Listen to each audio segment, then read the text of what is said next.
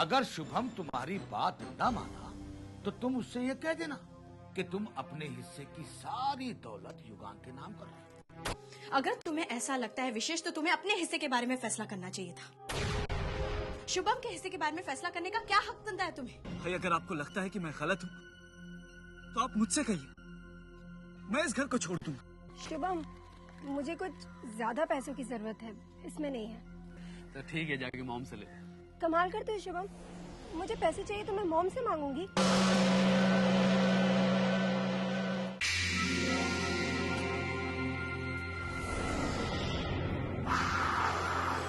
क्या हुआ नारायण? जीजी, एक बात बतानी थी आपको, लेकिन हिम्मत ही नहीं हो रही है। कैसे बताऊं? तू बता ना।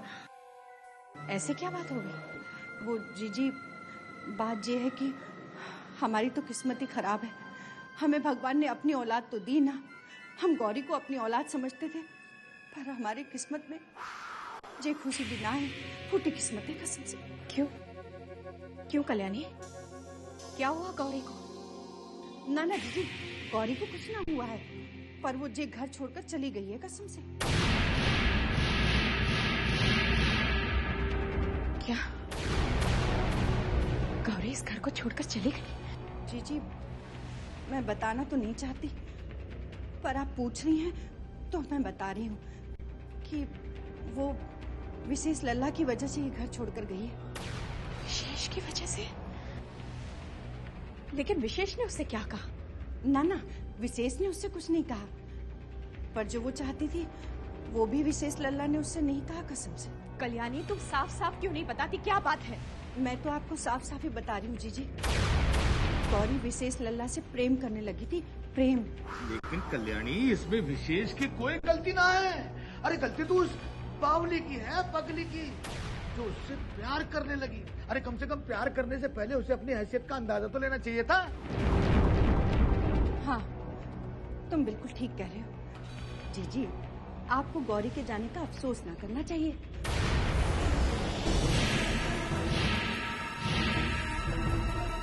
क्योंकि जिस लड़की की हैसियत नौकरानी की हो, उसे महारानी बनने के सपने नहीं देखना चाहिए। ये तो गलत बात है ना जीजी? हाँ जीजी, 16 आने सही कही है ये बात इसने।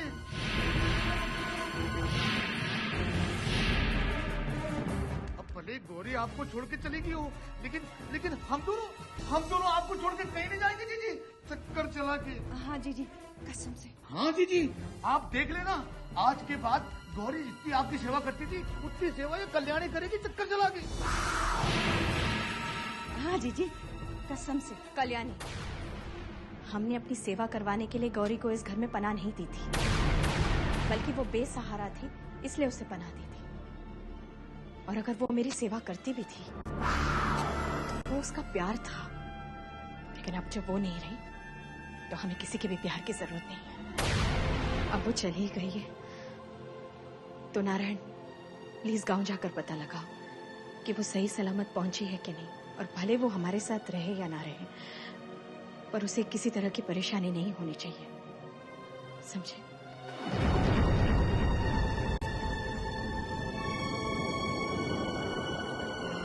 लेकिन जीजी,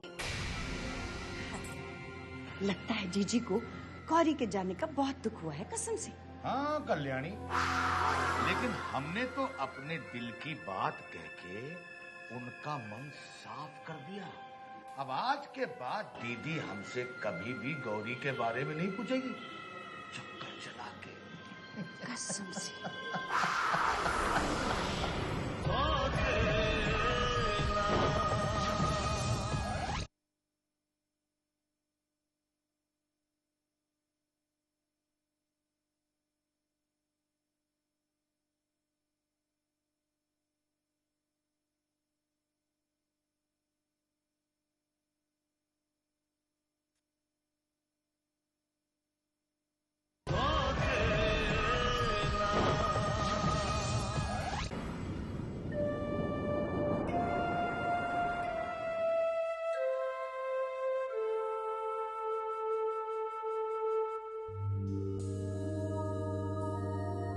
मॉम, ये गौरी सुबह से नजर नहीं आ रही, कहाँ है वो?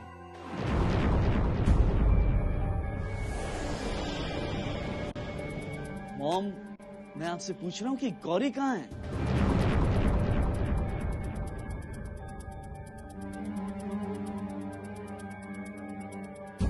गौरी इस घर को हमेशा हमेशा के लिए छोड़कर चली गई।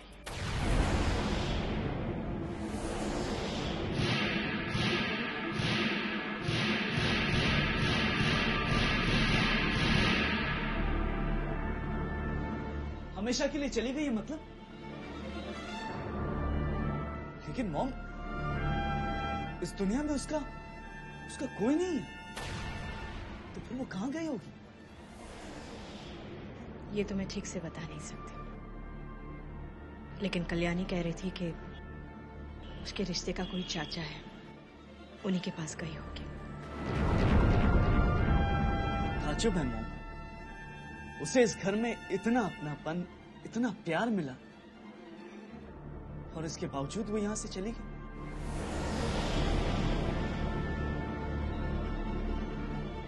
हाँ, उसे इस घर में अपनापन तो मिला, लेकिन वो प्यार कभी नहीं मिला जिसके वो हकदार थी।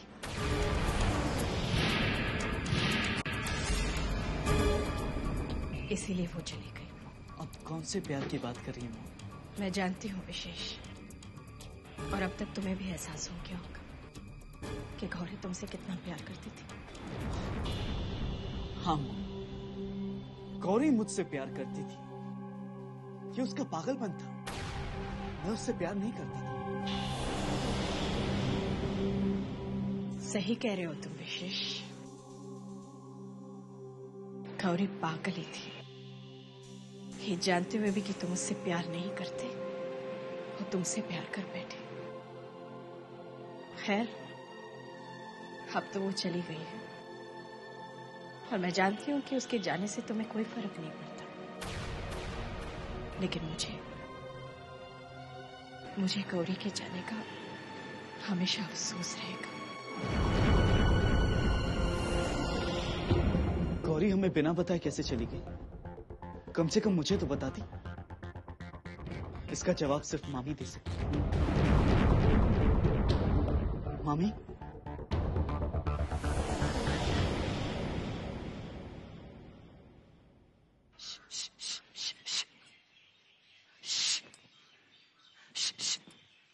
अरे उड़ जा।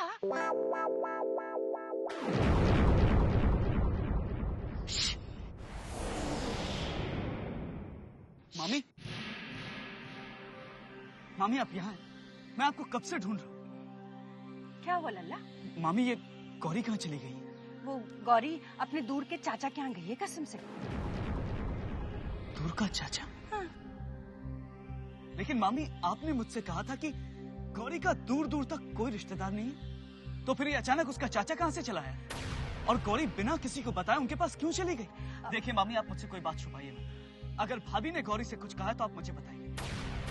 ना ना लल्ला, बहू तो उससे बहुत प्यार करने लग गई थी कसम से। तो फिर वो क्यों चली गई मामी? अब ये बात तो मैं तुम्हें नहीं बता सकती लल्ला, पर हाँ, तुम्हारे लिए चिट्ठी छोड़ कर गई है।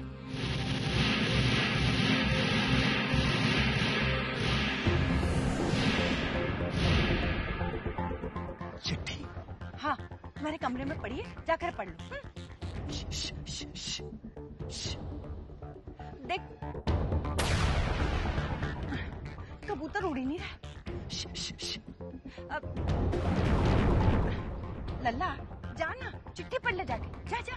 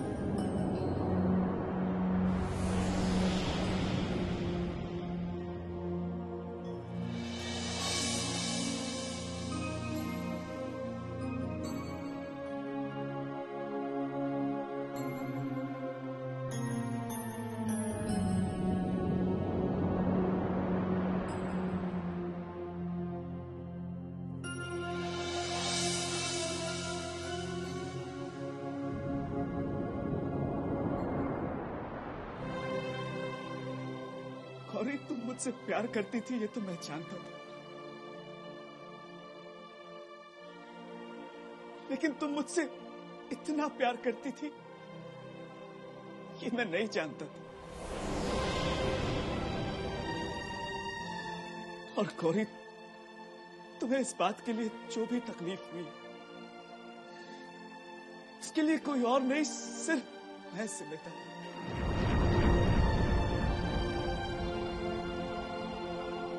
अगर हो सके तो मुझे माफ कर देना गौरी, मुझे माफ कर देना।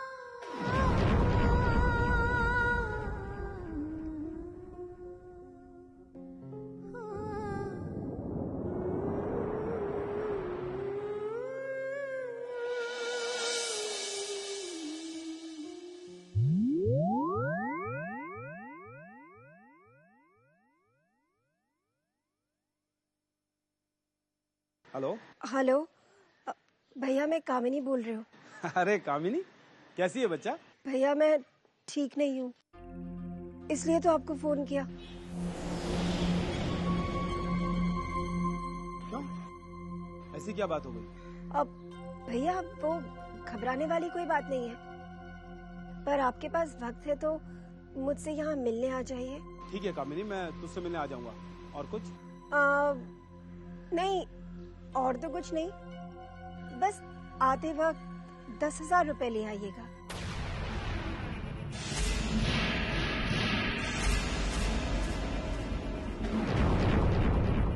10,000 रुपए? ऐसी क्या जरूरत पड़ गई तुम्हें? हाँ भैया, मुझे उनकी जरूरत है। ठीक है, अगर तुम्हें 10,000 रुपए की जरूरत है तो मैं लेकर आता हूँ। थैंक्स भैया। कि कामिनी को 10,000 रुपए की ऐसी क्या जरूरत पड़ गई?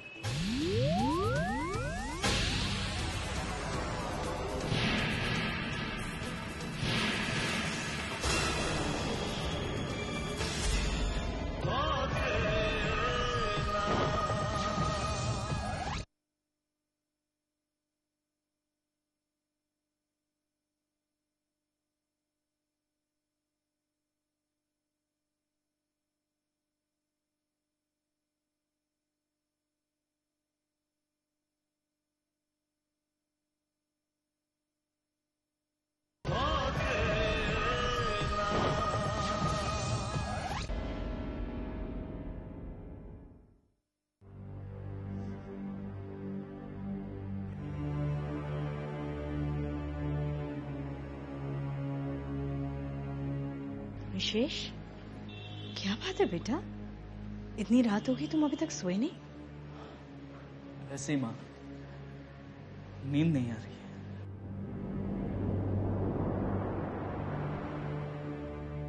नींद नहीं आ रही? क्या बात है, तुम्हारी तबीयत तो ठीक है ना? तबीयत ठीक है मॉम। जब भी आंखें बंद करता हूं तो मेरी आंखों के सामने एक शख्स का चेहरा उभर कर आता है।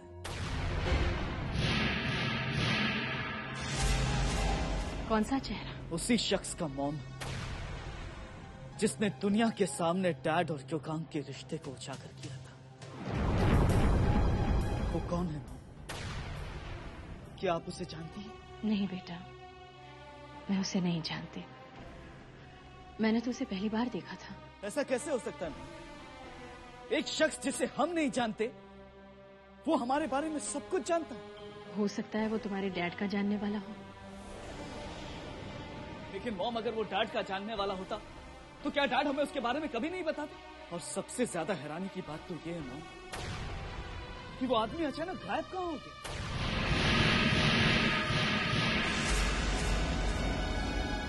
इससे तो सिर्फ एक ही बात साबित होती है मॉम कि वो आदमी हमें योगांग की असलियत बताने के लिए आया था।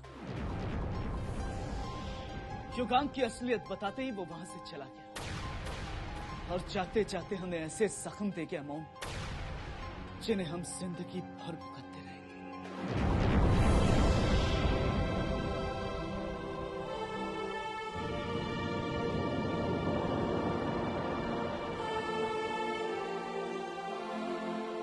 जख्म तो है बेटा, लेकिन तुम्हें उनके बारे में बार बार सोचने के बजाय उन्हें भुलाने की कोशिश करनी चाहिए। यही तो मेरी मजबूरी है मॉम। मैं जितनी कोशिश करता हूं कि उस बात को भूल जाऊं, वो बात मुझे उतना ही ज्यादा परेशान करती है। और अब तो उस बात को भुलाना मेरे लिए बहुत मुश्किल होता जा रहा है। बेटा, मुश्किलें तो हर इंसान की जिंदगी में आती है, लेकिन हमें उनसे घबराने के बजाय उनका डटकर मुकाबला करना चाहिए।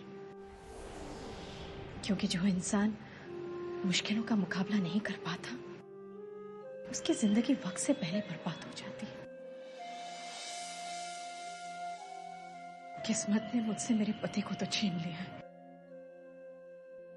मैं अपने औलाद को बर्बाद होता हुआ नहीं देख सकती बेटा,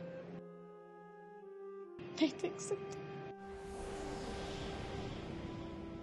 इसलिए मेरी खातिर तुम्हें इन सारी बातों को भुलाना होगा, प्लीज।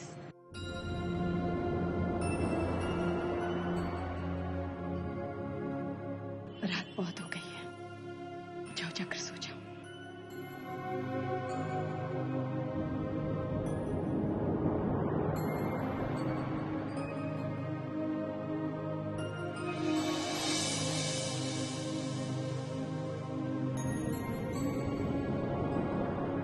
यही तो मेरी मजबूरी है मॉम। मुझे तब तक सुकून नहीं मिलेगा जब तक मुझे ये पता नहीं चलेगा कि वो शख्स कौन था जिसने डैड की चिता पर आकर ये सच्चाई बताई कि युगांक डैड का जायज बेटा है।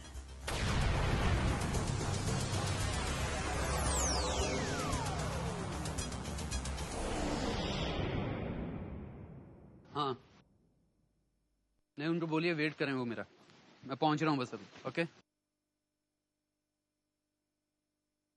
भाई। विशेष? हाँ बोलो विशेष। आप ऑफिस जा रहे हो क्या? हाँ क्यों? नहीं, आप जाइए। विशेष, मुझे लगता है कि तुम कुछ कहना चाहते हो।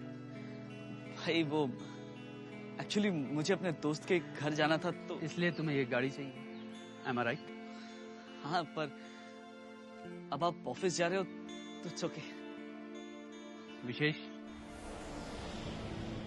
लगता है कि तुम मुझसे पहले जैसा प्यार नहीं करते।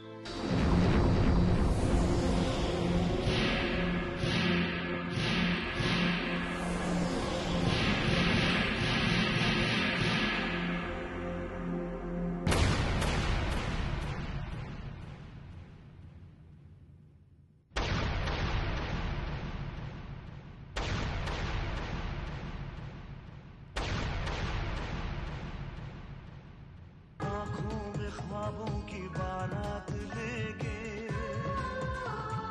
होठों पे गीतों की सौगात लेके, दिल में मोहब्बत के जज्बात ले